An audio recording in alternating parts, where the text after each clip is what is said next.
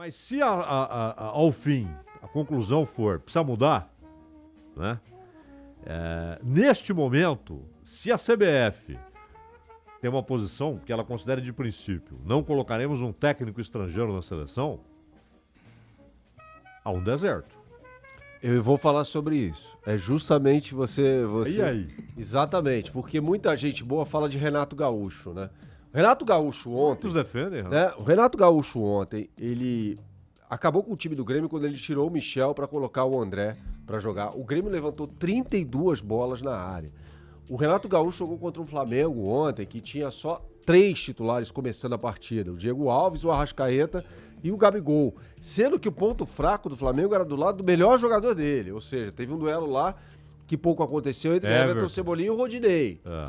E depois do jogo eu fiquei impressionado, eu continuo me impressionando, aliás, com isso, com a resistência do Renato Gaúcho em falar, escuta, esses caras aqui são melhores do que eu. Ele falou. Não, ele falou que o Flamengo é o melhor time, mas aí tem a vírgula. Sempre tem uma ressalva. Tem o aposto, que é, mas com esse investimento, né, vale lembrar o investimento que o Flamengo fez.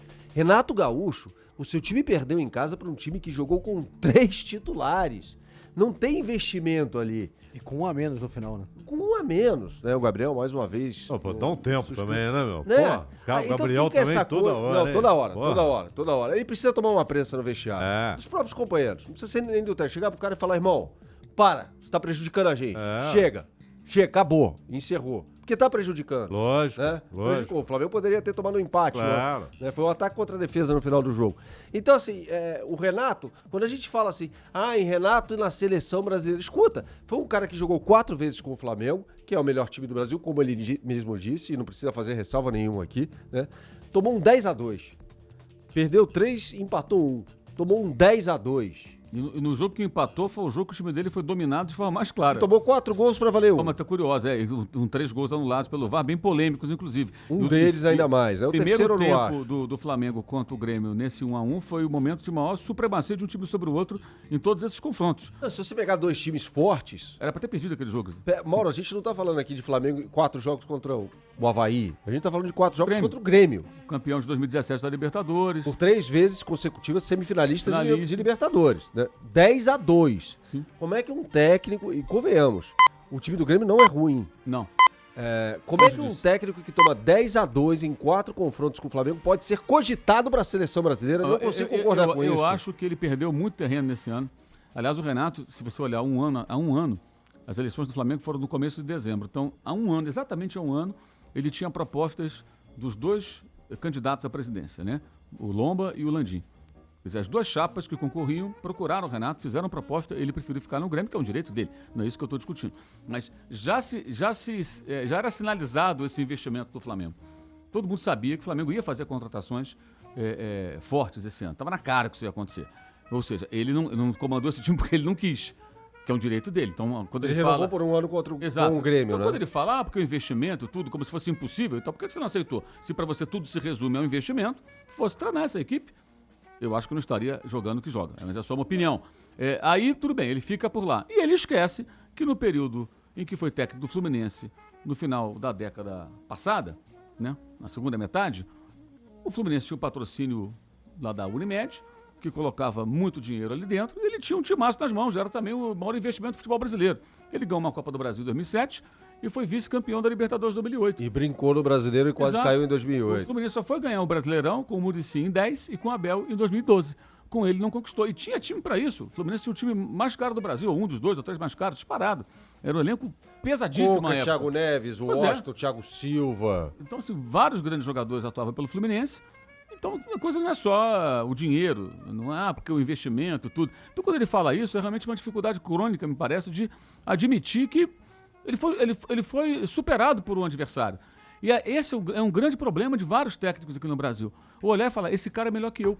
Eu tenho que superá-lo, eu tenho que fazer alguma coisa. O que eu vou fazer? Aí você vai buscar as soluções. Né? Mas não, um fica desdenhando, o outro fala aqui no Brasil... E aí provoca a reação de ontem do Jorge Jesus, da entrevista coletiva. Foi bem demais o Jesus. Foi, claro que foi. Quando ele cita os brasileiros que foram trabalhar lá... Ele fala, entre aspas, não vim para o Brasil para tirar o lugar, nem ensinar ninguém, Scolari, Autuori, René Simões e Abel já treinaram times portugueses. E no final ele cita até Camões, né? Pra falar da inveja, né? É um nível diferente. Marinho Aliás, Pérez, não só. Perdão, Zaidan. Ricardo Gomes. Vários.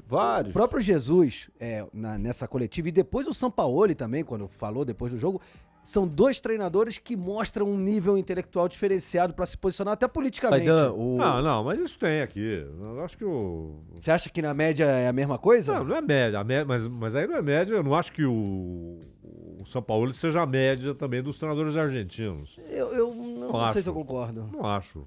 É a média? Você acha que é? Não, eu acho que de uma forma geral o nível intelectual dos treinadores brasileiros é muito baixo. Eu não sei. Eu acho. Talvez seja no mundo inteiro, mas você tem uns caras que são diferentes. É muito baixo, muito baixo. O Lúcio de Castro, né, jornalista, companheiro nosso, ele tem uma tese que eu concordo que o nível baixo intelectual dos técnicos brasileiros é um reflexo do baixo nível intelectual do povo brasileiro por um ensino sucateado há décadas e décadas. Então, realmente, muitos deles são ex-jogadores que não se preocuparam em enriquecer, né, o cérebro. Viveram ali no futebol. E o futebol brasileiro, por muito tempo, foi comandado por técnicos muito intuitivos.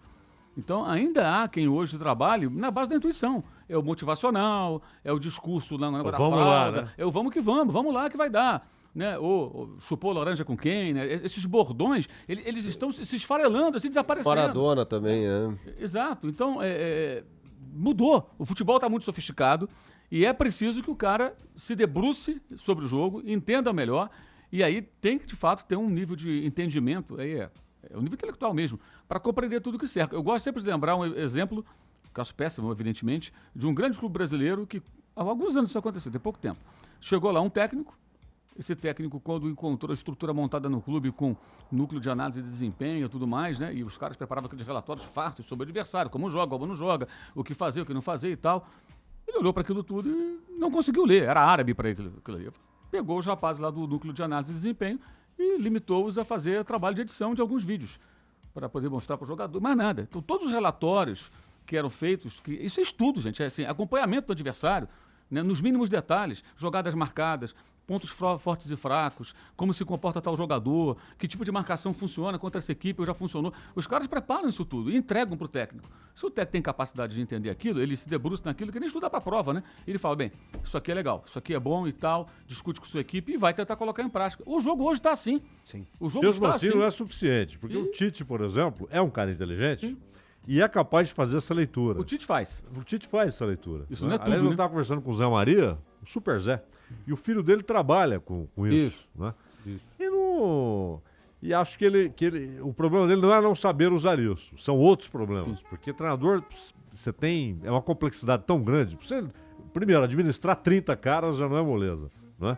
Agora, o Renato, só uma coisinha, eu sei que você está atrasado. O Renato é só o seguinte, se você pega o que são 3 semifinais de Libertadores.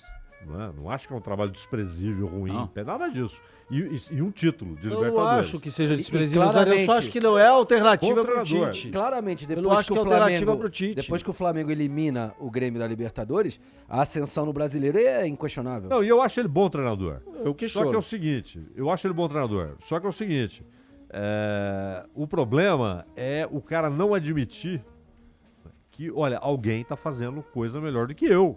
E eu não consigo sair disso.